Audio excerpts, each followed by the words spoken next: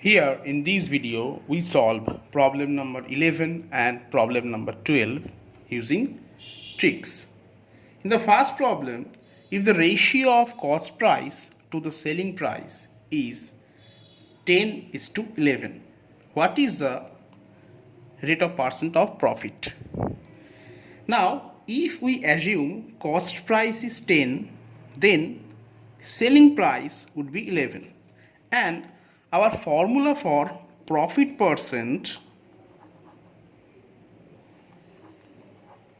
is equal to sell price minus cost price divided by cost price into 100%. Therefore, we have here sell price 11, cost price 10 by 10 into 100.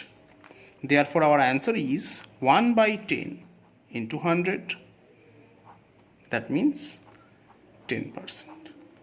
Now, we proceed to problem number 12.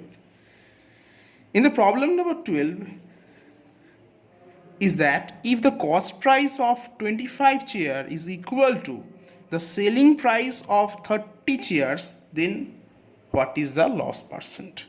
In this type of problem, when these terms are used, cost price of 25 chairs or cost price of 25 object equal to selling price of 30 object, then we assume selling price, that means selling price of 30 chairs, that means these 30, we assume these 30 as cost price, and the term associated with the cost price, that means 25, the number associated with the cost price, we assume it as selling price.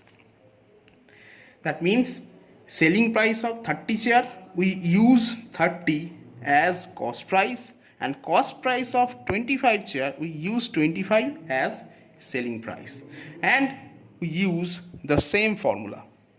And since cost price here 30, that means 30 is greater than 25, that means selling price, a loss occurs here, and our loss percent is here, and formula for loss percent is that CP, cost price minus selling price by cost price into 100%. That means we use the similar formula. That means 30 minus 25 by 30 into 100%. That means 5 by 30 into 100%.